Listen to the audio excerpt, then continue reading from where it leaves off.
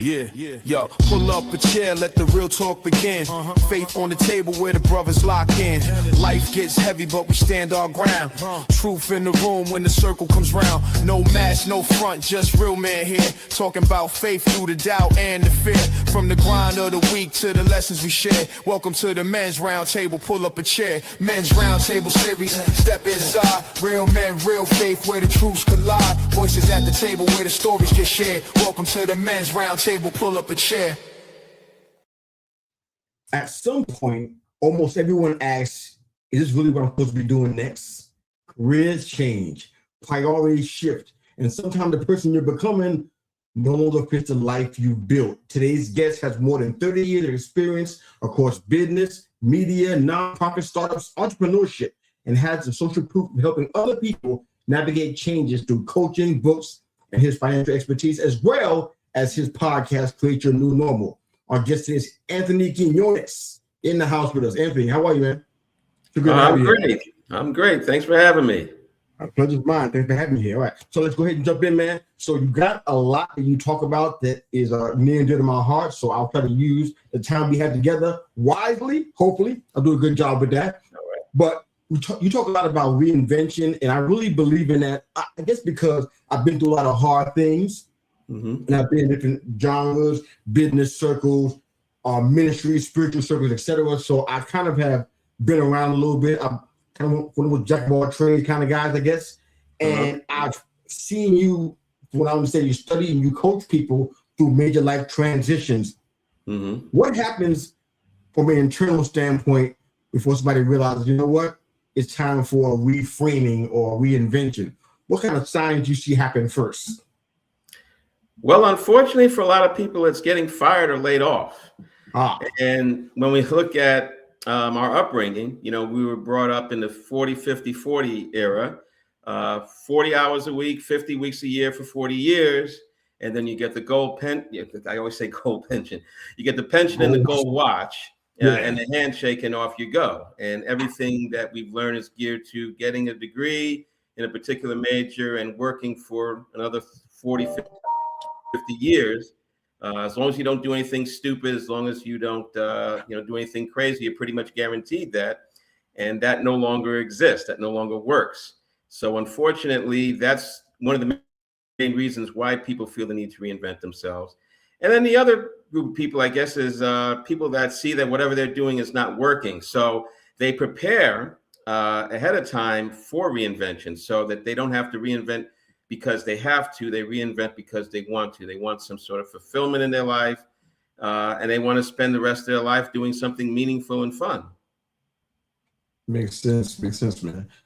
This show is a sister to our Men's Roundtable Series podcast. Every Thursday night at 7 o'clock, we have men from around the country, even around the world a little bit, that are jumping into that safe space to talk about men's issues. One of the biggest ones we talk about almost on a weekly basis is identity. I know you deal with that because you got a lot of folks that define themselves by their job title, by their accomplishment, how much income, how much money they bring in to the household, being a breadwinner and a provider. But what do you think is harder about changing identity than changing your career? I think it's what you said. It's you identify yourself with your job and all the other things you mentioned, money you make. As much as we tell ourselves that we are more than our job, we really are our job. You know, that's what we identify with. I'm a doctor, I'm a lawyer, I'm an accountant, I'm a flight attendant. At an early age, those things become attached to us. You know, like when you say doctor, it's doctor in your last name. Lawyer, your last name, Esquire. So it's attached to you at the hip from a very young age. And so what we got to do is we got to separate ourselves. Our identity has to be more than just our job. And what I was thinking the other day is, you know, when you think of identity, true identity is who are you when all those things are taken away? You know, when you lose your job, when you lose your house, you know, are you still a father? Are you still a husband? Are you still an impactful man in the community? These are the things that really define us at the core. Now, all these other things we talk about, job, money, income, those things can be taken away, but they become a part of us at a very young age. So we have to work hard to separate ourselves from those things because we are more than those things. It makes a lot of sense, and that's going to be a great piggyback to my next question for you, Anthony.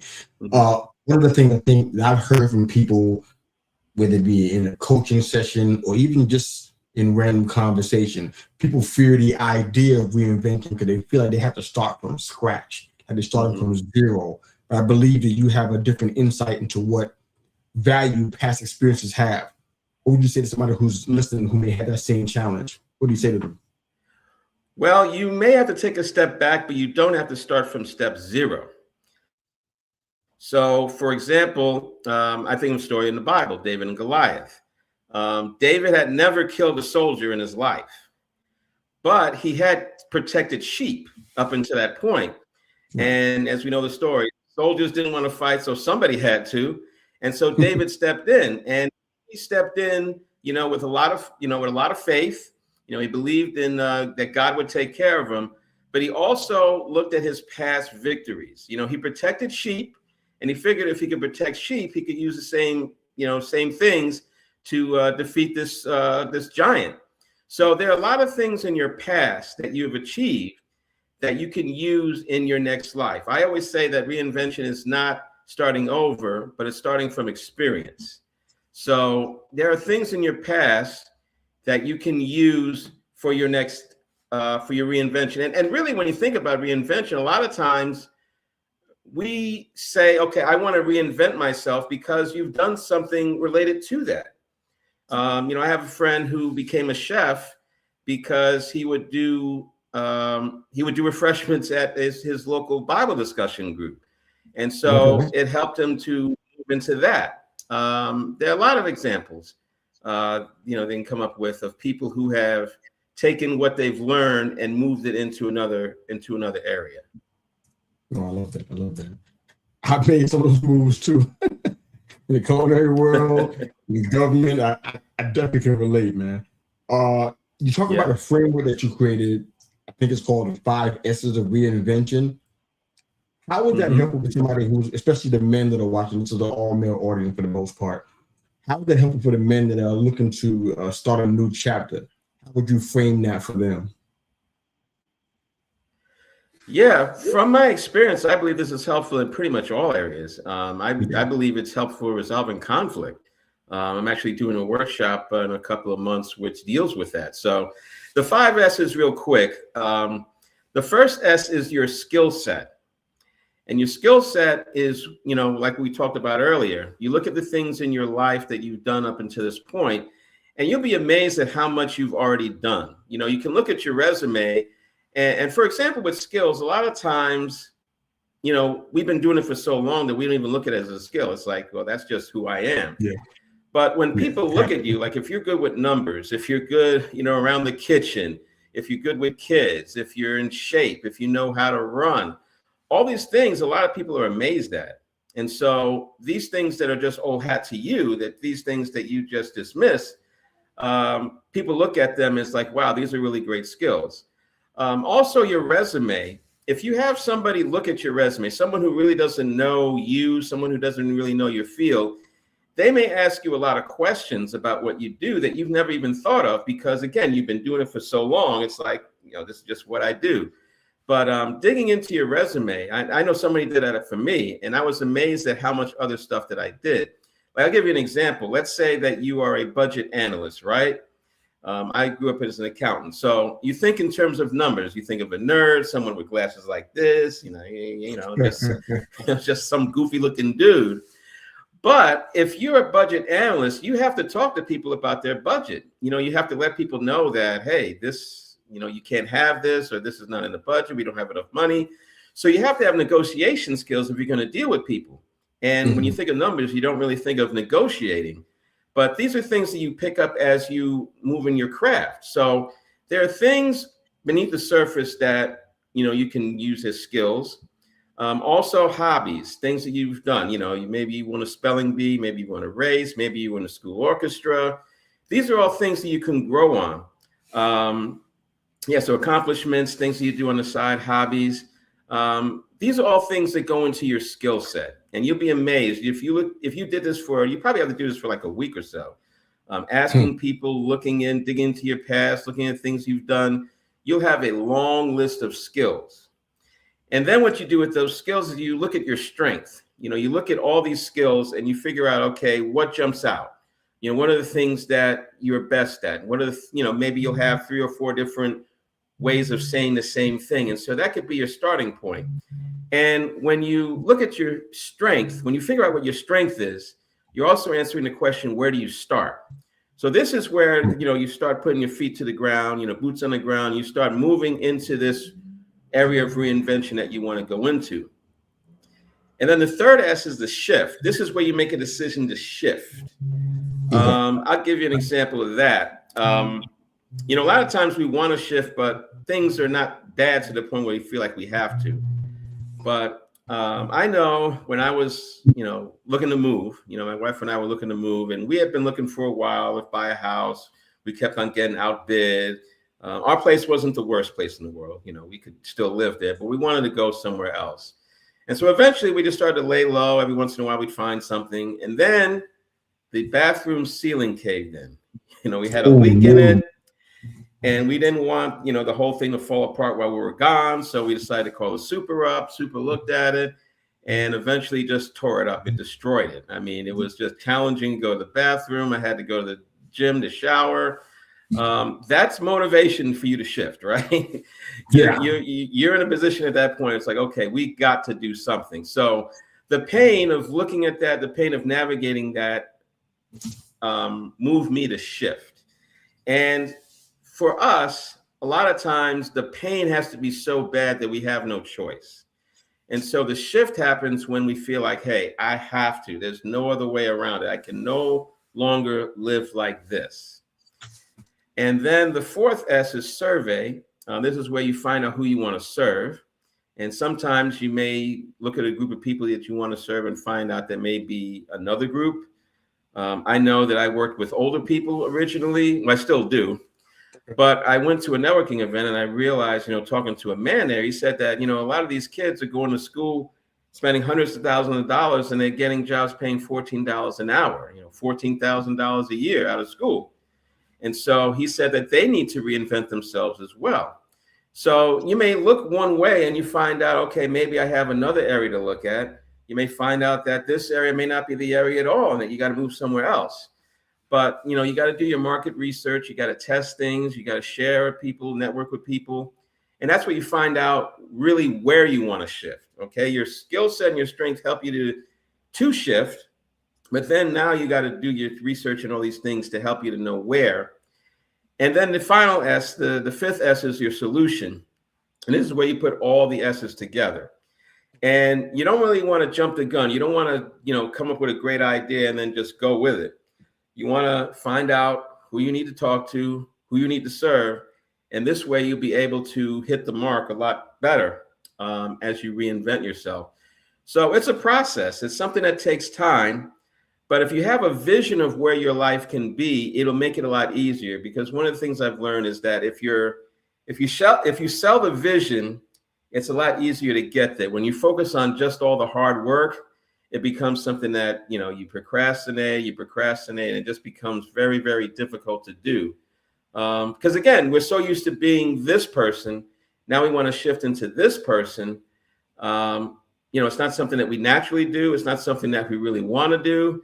But, you know, again, a firing, a layoff, your ceiling in your bathroom caving in, those are things that force you to have to shift. So you got to do it. Yeah, absolutely. Good stuff. My final question for you today, Anthony, that we close the broadcast out, man. We kind of thinking about legacy in this response. We got husbands, fathers, brothers, and sons that are followers of our work and our men's content and everything. And I'm sure somebody's listening today or will be on replay that are being called into a new season, but fear is really present for them. Yeah. What's their first step they need to take in creating a legacy? Moving into that new season, I mean, like you talked about reinvention. Yeah. That's what they're dealing with, because, you know, you understand, everybody else knows that the provider roles and all of the roles that are part of the playbook that or the narrative that we have to deal with every day. Oh yeah. Those are things that kind of they're stifling. And when it's time for you to have that reinvention process, like you laid out today, those old things kind of crop up, and it's like, wow, it was hard to break away from that after so many years, decades even, to try to go into a place of reinvention or reframing, if you will. So with that being said, what steps should they take to kind of break past the fear and step into this new season of reinvention? Well, there are a couple of things there. I mean, that's a pretty heavy question, and it's something that I think a lot of us men have to deal with, though. I think in terms of legacy, you definitely have to look at the vision. You have to look at where your life is going to be down the road. And the great thing about reinvention, it's a skill that you can continue to use. If you do it once, you could do it again and again. And that's the joy about it. The thing with reinvention initially, which makes it hard, again, it's something that you feel, a lot of times, like I said, people reinvent themselves because they have to, because of a firing or a layoff or an unfortunate, incident, maybe a merger, fire or whatever. But unfortunately, but many people feel in their heart that they have to, like there may not be an imminent danger, but they feel it, they feel like, okay, my life going this way is not going to get me to where I want to be. I have a legacy that I want to leave behind. I want to have something for my children, my wife, husband, and this is just not going to do it. What I'm doing now is not going to do it. So that's where you have to go into these different areas, like your skill set, find out what else you can do, find out what you can do with what you've already done, and then start to shift and, make the moves that you need to. And then, like I said, down the line, you really have to think of, okay, how am I going to get here? So it's a tough question. At first, you got to move fast because you got to do this now. But at the same time, you want your decisions to have a lasting impact. So you can't just rush into it. So it's kind of it's one of those things where you have to hurry up and wait, right? You got to get moving now. But then you also have to make sure that this move you're going to make is going to be what you want to, do for the rest of your life. Well, not even that. That's not even a good way of phrasing it, because, reinvention is really for now. You can reinvent yourself for the next 5-6 years and then move into something else. And like I said, that's the great thing about it. So just, really think about what moves you want to make for your legacy, and then start moving in that direction. It'll be a lot easier when you see the vision of what you can do and what you can be. I love it. Thank you for jumping in here, man, and sharing such great insights, man, to our male listeners, man. I really appreciate it, man. Blessing to have you here. All right. Thank you very much. You got it. If this episode and Anthony's story resonate with you on any level, don't let the conversation start right here. Continue to follow his journey. He has a free 5-step masterclass. The link is in the comments and the show notes as well. You can grab that pretty easy. And of course, check out his podcast, Create Your New Normal. I guarantee you get some answers you didn't have before you press play. So check it out and keep following the Men's Roundtable Series Spotlight and our content online for more conversations just like this one. Thanks again for watching and listening. Have a fantastic day. That's Anthony, keen-yo-nezz, and I'm Mr. You. Have a good day. Men's Roundtable Series, step inside. Real men, real faith, where the truths collide. Voices at the table where the stories get shared. Welcome to the Men's Roundtable, pull up a chair.